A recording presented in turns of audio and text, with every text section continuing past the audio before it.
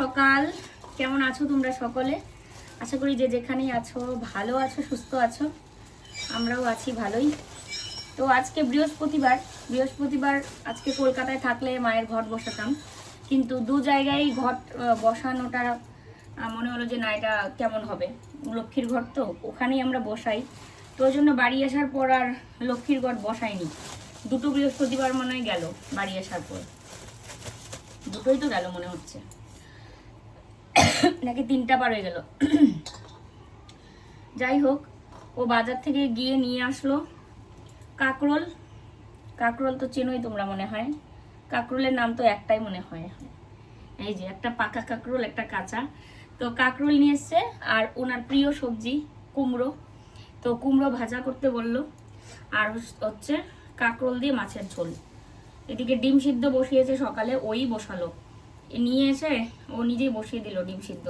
আর সকালবেলা তো ওই তো জানোই আমাদের নাকি জাতীয় খাবার মুড়ি, তো যদি এটা হয়ে থাকে তো ভালো, যেটা শরীরের জন্য আমাদের ভালো হয়, যেটা খেলে আমাদের কোনো সমস্যা হয় না, তো সেটা খেয়ে যদি আমরা ভালো থাকি তাহলেই তো ভালো, তাই না? সেটা মুড়ি হোক বা অন্য কিছু।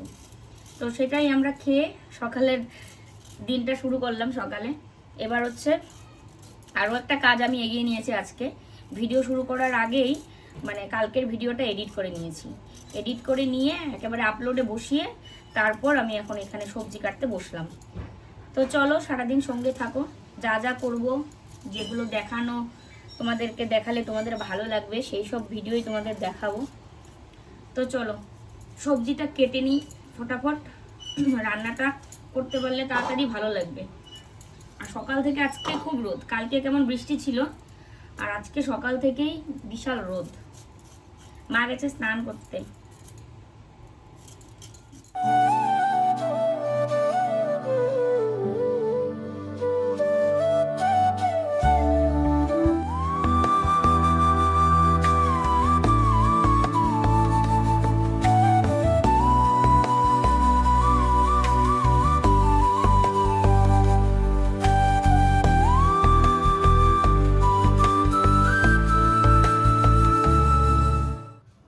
এখানে বারান্দার মধ্যে রোদে দাও।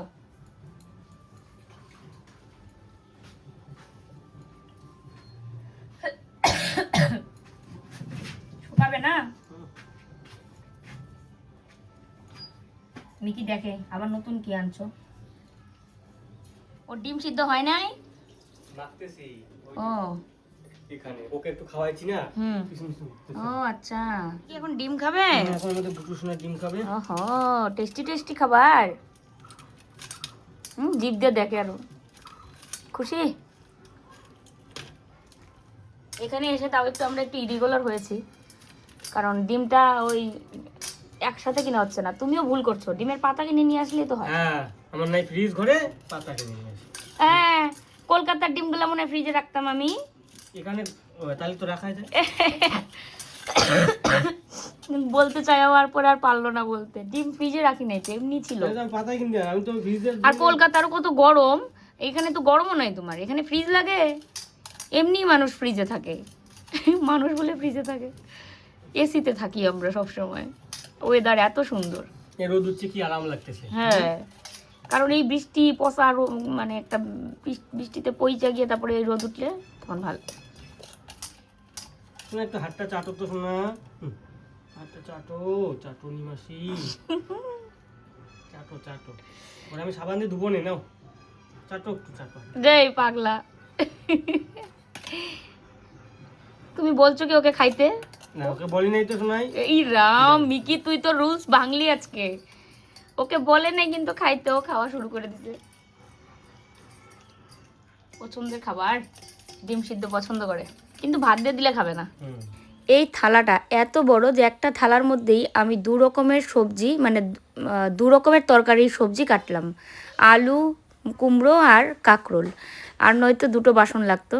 যাই হোক, কুমড়োটাও কেটে নিলাম ভাজা করার জন্য। ভাজা বলতে এটা সেরকম একদম ওই ভাজা হবে না, সবজি যেরকম মাখা মাখা হয় সেরকমই হবে। তো মাছগুলো আমি ভেজে তুলে নিচ্ছি। মাছের পিসগুলো বেশ বড় বড়, আমি তো ভেবেছিলাম যে এটা কাতলা মাছ, পরেও বলছে তুমি ভাবতে পারছো এটা 6 কেজি ওজনের একটা রুই মাছ। তো আজকে যেগুলো রান্না করব বাকিগুলো তুলে রাখবো, কালকেও রান্না করা যাবে। আর তোমরা ওই দিন অনেকেই কমেন্টে লিখেছিলে যে আশেপাশে কারো বাড়িতে ফ্রিজ নেই, যে মাছটা রেখে দেবে পরে এসে রান্না করবে। ফ্রিজ আছে, কিন্তু আমি কোনোদিনই কারো ফ্রিজে রাখিনি, আর এখানে সেরকম কেউ রাখেও না, যে মানে ফ্যামিলির ছাড়া অন্য কেউ যে মানে ফ্রিজে এনে কিছু রাখবে সেটা কেউ রাখেও না এখানে। যেমন আমার বাবার বাড়ির কথা বলি, আমাদের যখন ফ্রিজ ছিল এবং আশেপাশে অনেকের বাড়িতেই ফ্রিজ ছিল না, তখন কিন্তু অনেকেই এসে আমাদের বাড়িতে মাছ মাংস এগুলো রাখতো। তারপরে ধরো ঠান্ডা জাতীয় কোনো খাবার, মানে কোকস টাইপের এইগুলো কিছু ড্রিঙ্কস টাইপের কোনো খাবার রাখলো, পরে নিয়ে খেলো। তো এরকম আমাদের ফ্রিজে ছিল। এবং একদম প্রথমে যখন আমাদের বাড়িতেও ফ্রিজ ছিল না, তখন আমার পিসির বাড়িতে ফ্রিজ ছিল আমার পাশেই। তো ওই পিসিদের বাড়িতে নিয়ে আমরা মাছ রাখতাম। তো কিন্তু এইখানে আমি দেখিনি এটা, আমিও এটা তোমাদের মতো আমারও মনে মনে একটা প্রশ্ন ছিল যে এইখানে কি কারো ফ্রিজে কেউ রাখে না, কিন্তু আমরা যে জায়গাটায় থাকি এখানে আমি কাউকেই দেখিনি আজ পর্যন্ত যে কারো ফ্রিজে কেউ নিয়ে রাখতে, আত্মীয়র মধ্যে ছাড়া আর কি, মানে একদম যারা নিজেদের আত্মীয় সেটা আলাদা। তো এই আর কি, এবার ভেজে রেখে দিলাম, সবাই তাই করে, বেশি মাছ নিয়ে আসলে ভেজে রেখে দেয়। তো আমাদের এই জন্যই কিন্তু রেগুলারই প্রায় মাছ আনতে হয় একদিন পর পর, কারণ একবারে মাছ নিয়ে আসলেই তো সমস্যা, রাখার জায়গা নেই, তো সব ভেজেই রাখতে হয় ওই কারণে। তো দেখো আমার রান্নাও শেষ, সব কিছু একদম ধুয়ে মুছে রেখে দিলাম। রোদটা পাচ্ছ বসে, অনেকক্ষণ রোদের মধ্যে বসে আছে। কলকাতা থেকে বাড়ি এসটি থেকে একটার পর একটা শুধু খারাপ খবর শুনে যাচ্ছি, তোমাদের সঙ্গে শেয়ার করিনি, ভাবলাম যে মানে এমনি তো খারাপ লাগছিল, আবার আর কি শেয়ার করব তোমাদের সাথে, বিভিন্ন টেনশন মাথায় থাকে, সব কিছু তোমাদেরকে বলাও হয় না। আমি চাইলেই অনেক কিছু তোমাদেরকে বলতে পারি, মনের কত কথা থাকে যেগুলো বললে অনেকটা হালকা লাগে। তোমরা ছাড়া আছোই বা মানে আছেই বা কে, এক হচ্ছে আমার স্বামী, মাকেও আমি এখন আগের মতো সেরকম এত কিছু বলি না, কারণ বাবু চলে যাওয়ার পর থেকে না মা একা, তো মানে মারও অনেক কথা থাকে যেগুলো সবাইকে বলতে পারে না। তো মাকেই যদি আবার আমি অনেক কিছু বলে টেনশান দিই তাহলে আবার কেমন হলো। প্রথম যখন বিয়ে হয়েছিল তখন সব কথা মানে মনের দুঃখ কষ্ট এক হচ্ছে বরকে শেয়ার করতাম, আর হচ্ছে আমার মাকে, বাবুকেও শেয়ার করতাম না, কারণ বাবুর যেহেতু শারীরিক অবস্থা অতটা ভালো ছিল না, প্রেশার ছিল খুব। তো ওই জন্য আমি বাবুকে, এমনিতেও কিন্তু মেয়েরা বাবার এমনি বাবাকে ভীষণ ভালোবাসে, কিন্তু ফ্রি হয় কিন্তু মায়ের সাথে। তো তেমনি আমি আমার মায়ের সাথে অনেক কিছুই শেয়ার করতাম, তখন তো মায়ের অত চাপও ছিল না, এমনি টেনশান তো ছিলই, কিন্তু আমিও হয়তো অতটা বুঝতাম না যে কিছু কিছু কথা মাকে বললে সেটা মা যে টেনশন করবে দূর থেকে সেটা বুঝতে পারিনি। কিন্তু এখন কিন্তু আমি বুঝতে পারি যেটা, যে মা বাবাকে এত কিছু বলতে হয় না, কারণ খুব টেনশন হয় মা বাবাদের। অনেকেই আমাকে জিজ্ঞেস করো মা কবে আসবে, সেটা আমারও প্রশ্ন, কবে যে আসবে ভগবান কবে আবার নিয়ে আসবে আমার কাছে। মানে এক তো বাবা তো আর আসবেই না কোনো দিনও, মাথা কুটে কেঁদে মরে গেলেও আর আসবে না। যারা বাবা মার থেকে দূরে থাকে তারাই এই মর্মটা জানে। মানে হয়তো যে মাস ঘুরতেই বা 6 মাস ঘুরতেই দেখা হয়, কিন্তু আমার কষ্টটা বোঝার মতো যাদের সেরকম সিচুয়েশানে আছে যারা, তারা বুঝতে পারবে আমার সিচুয়েশানটা। আমি কত দিন হলো বাড়ি যাই না, আর বাড়ির টান সেটা কোনো মেয়েই ভুলতে পারে না। জন্ম মাটি, মাতৃভূমি, জন্মভূমি, এগুলো কোনো দিনও ভোলা যায় না। তো চলো কাপড় মেলে দিলাম, এখানে তো যে রোদ শুকিয়ে যাবে। এরা একজন একজনকে প্রশ্ন করছে এখানে পাতাগুলো কে লাগিয়েছে।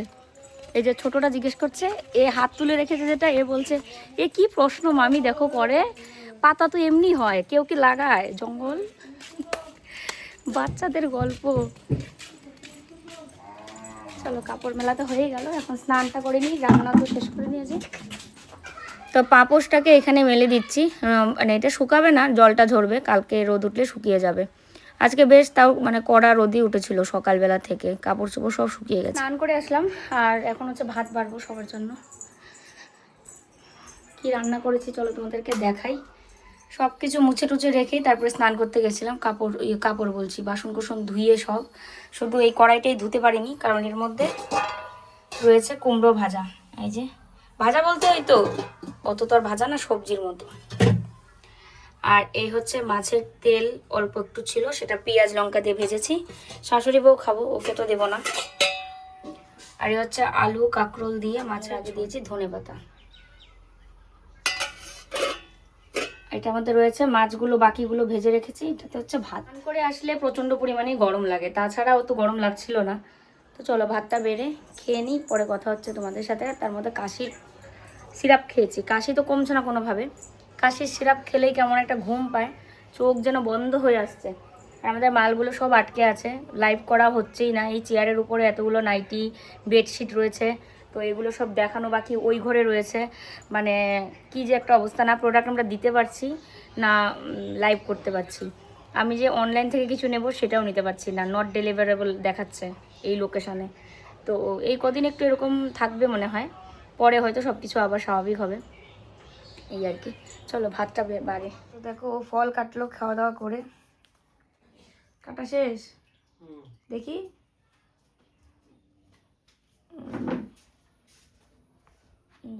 আঙ্গুর, মালটা আমার তো কাশতে কাশতে দম বেরোচ্ছে। তো এতক্ষণ না আমি শুয়েছিলাম, ও গেছে বাজার আর মা ওইদিকে ঘুমাচ্ছে। তো আমি বলি কি করি একা একাই, আমি শুয়েছিলাম। আমার আবার ওষুধেরও থাকে, তো আমি ওষুধ টষুধ করে তা শুয়েছিলাম। তো এখন মনে হলো যে না, একটু পরেই সন্ধ্যা হবে, সন্ধ্যার আগে ঘরদোর ঝাড়ু না দিয়ে আজকে ঘরদোরগুলো একদম মুছে নেব। তো সেই কারণে বিছানাটাকে আগে সুন্দর করে গুছিয়ে নিয়ে তারপরে এইখানে কাপড় চোপড় আছে কতগুলো, এগুলো সব ভাঁজ করে রাখবো। কালকে আমাদের প্রোডাক্ট ডিসপ্যাচ হবে, ও বলছিল যে কালকে দিয়ে আসবে।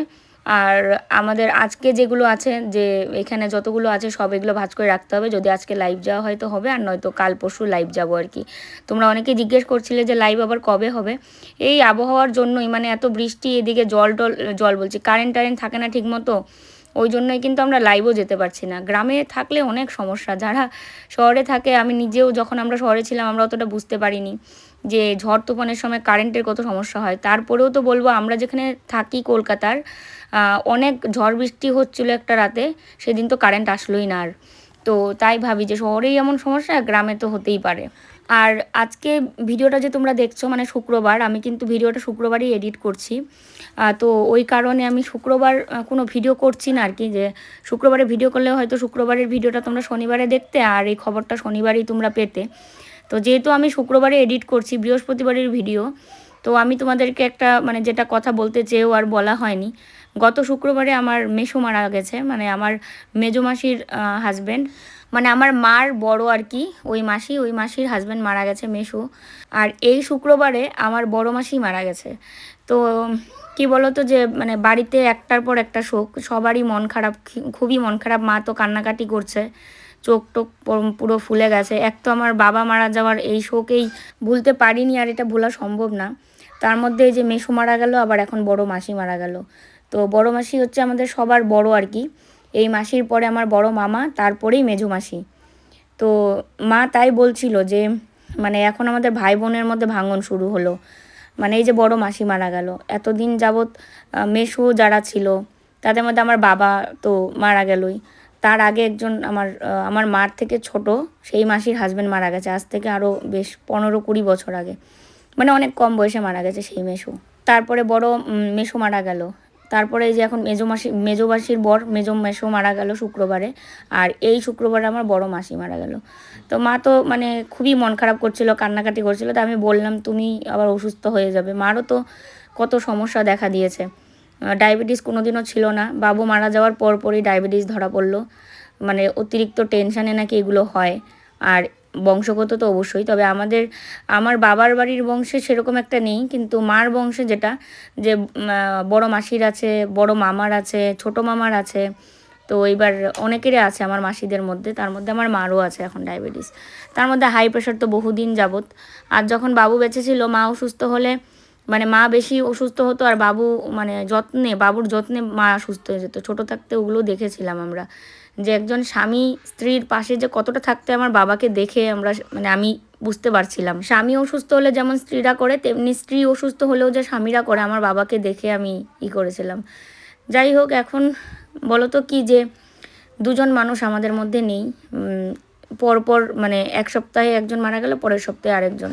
বড় মাসি আর মেজো মেসো যেখানেই থাকুক, ভালো থাকুক, তাদের আত্মার শান্তি কামনা করি আমি ভগবানের কাছে। এই তো মানে মারা গেছে আজকে, গত পরশু দিনের আগের দিনই মনে হয় বড় মাসির সাথে কথা বলেছি ভিডিও কলে, দেখলে মানে বুঝতেই পারা যায়নি যে এত তাড়াতাড়ি চলে যাবে। অসুস্থ ছিল একটু, মানে খাওয়া দাওয়া ঠিকঠাক মতো করতে চাইতো না, শরীরটা একটু দুর্বল ছিল, কিন্তু হাঁটা চলা কথাবার্তা সব ঠিক ছিল।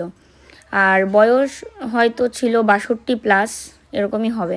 আমাদেরকে অনেক আদর করতো। বড় মাসির কোনো সন্তান ছিল না, মানে যে হয়নি সেটা না, একটা ছেলে হয়েছিল, সেও একটু বড় হতেই একটা মারাত্মক জ্বর হয়েছিল, তারপরে মারা যায়। তারপরে একটা মেয়ে হয়েছিল, মেয়েটাও কি একটা অসুখে যেন মারা গেছে আমাদের জন্মের আগের কথা।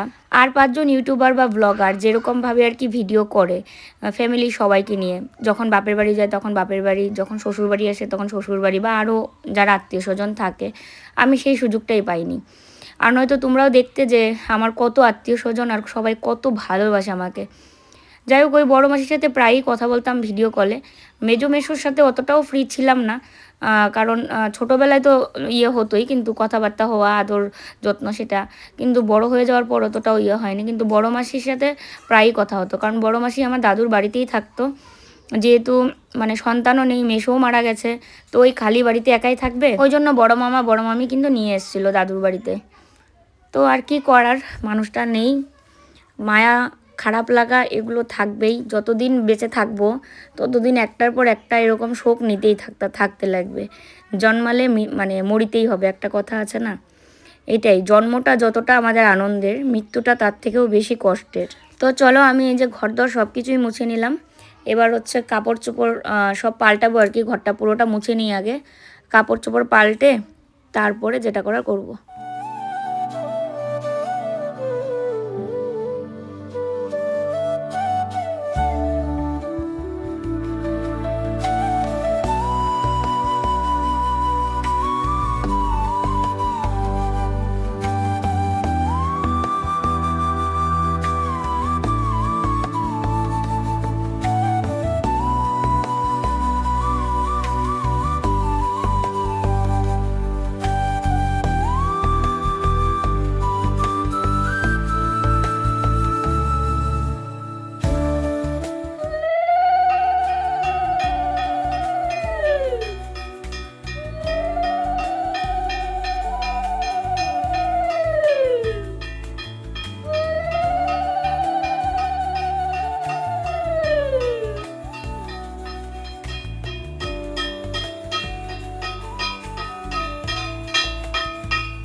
দেখো, আমি হাত মুখ ধুয়ে নাইটিটাও পাল্টে নিয়েছি, আর সামনের চুলগুলো না ভিজে গেছে। অল্প তো ঘেমেছিলাম, আর মুখ ধুতে গিয়েও ভিজে গেছে। আমার এমনিতেও মাথার সামনের চুলগুলো পাতলা, ওই কারণে অল্পতেই ঘেমে যায়। আর কপালে দিয়েছি কিন্তু টিপ, এতক্ষণ সিঁদুরের ফোঁটায় ছিল, এখন মুখ চোখটা ধুয়েছি বলে। ঘরটা গোছানো থাকলে কি ভালো লাগে, সব কিছু টিপটপ করে গোছানো, এই ঘর ওই ঘর,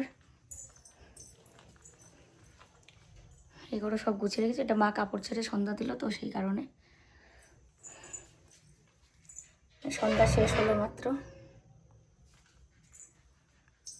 দাঁড়াইছে, তুমি সাপোর্ট দিছো নাকি? দেখি না, সারো সারো, দেখো আমি কি করে দাঁড়াইছে। দাঁড়িয়ে আছে, দেখে বাইরে দেখে, বাইরে খুশি খুশি। মিকি তুমি একাই দাঁড়াইছো শোনাই? আমি একটু থাকি তাও এরকম করে, যদি পড়ে যায়। দেখি গুটোর মুখটা। মিকি এদিকে দেখো, ইয়ে দাঁড়িয়ে আছে, এই নেমে গেছে। দেখো ওই যে ওইদিকে দেখো, ওইদিকে, এখানে দাঁড়িয়ে দেখো, এখানে দাঁড়িয়ে দেখো। অঙ্কিতদেরকে দেখে, ওই যে ওখানে অঙ্কিতদের বাড়ি না, ওখানে খেলে খেলে ওরা, এখান থেকে ও দেখে, ও দেখতেছে।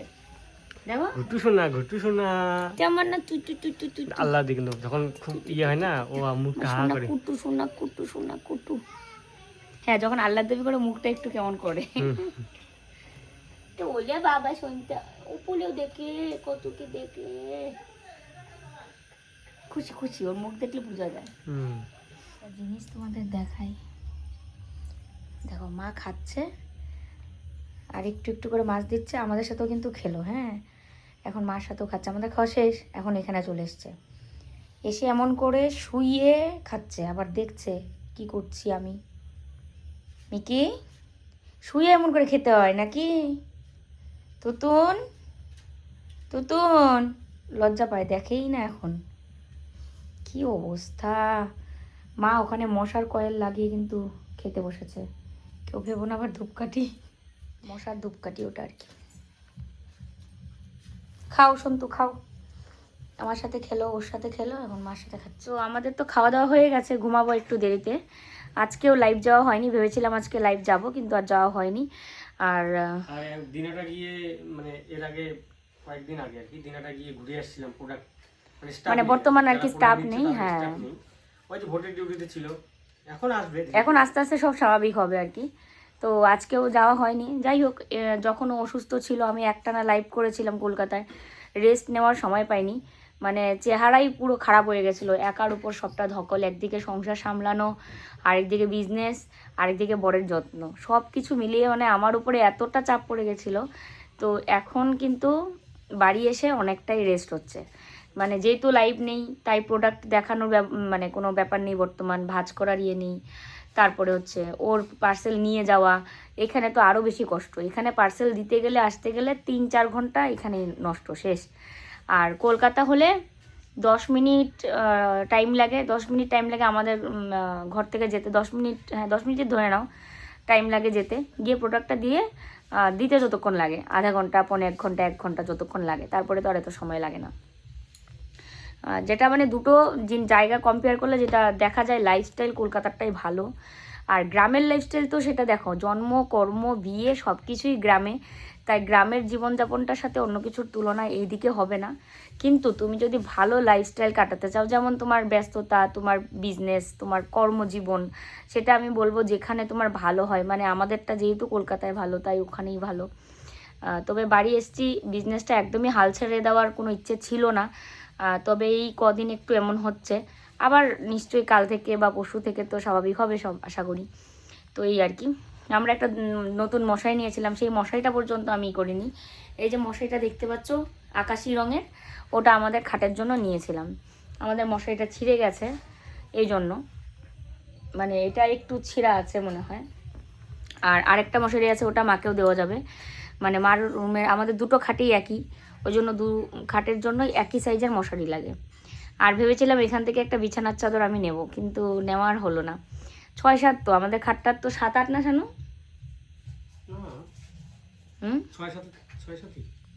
6-7 নাকি 7-8? 6-7 হলে আমাদের এই চাদরগুলো হবে হয়তো। আমার সাদা চাদর ভীষণ ভালো লাগে, সাদা চাদরটা আলাদাই লুক নিয়ে আসে ঘরের। চলো আজকের ভিডিও এখানে শেষ করি, যে যেখানেই আছো ভালো থাকবে, সুস্থ থাকবে, ফিরে আসছি কালকে আবার নতুন ভিডিওর সাথে। শুভরাত্রি, টাটা।